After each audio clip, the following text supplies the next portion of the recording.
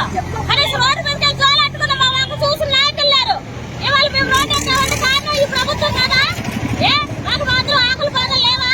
వాళ్ళకి ఒక్కరికేనేది ఎన్ని వందలు పెట్టి కేకులు అవి కట్ చేసుకుంటే మా బాధ తీసే నాదులు లేరా? ఈ ప్రభుత్వం ఎంత వరకు వాళ్ళ హ్యాపీనెస్ వాళ్ళ సుఖం వాళ్ళే చూసుకుంటారు తప్ప అంగన్వాడీ ఇవాళ పుట్టిందా?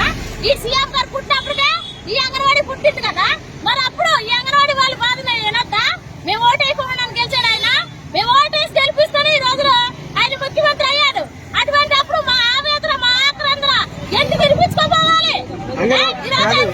ఎప్పుడు జరుపుకుంటున్నాం దినాలు కనీసం అంత హ్యాపీనెస్ మాకు కూడా ఒక న్యూస్ చెప్పొచ్చు కదా.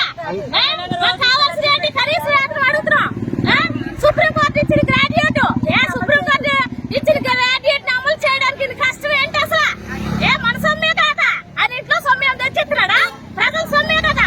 మేము ప్రజలు కదా, మేము ఓటేలేదా? మేము ఓటేస్తే ఆయన రాలేదా? ఎంతో వరకు కూడా ఆనందం ఎక్కడండి?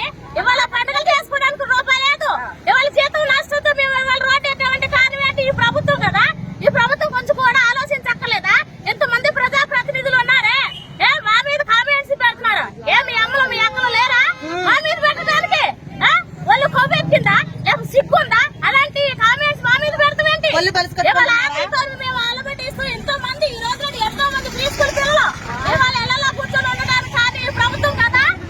తాళాలు బట్టలు కొట్టారు. బట్టలు కొట్టి తాళాలని ఏమన్నా ఒక ముద్ద పెట్టగలరు కదా.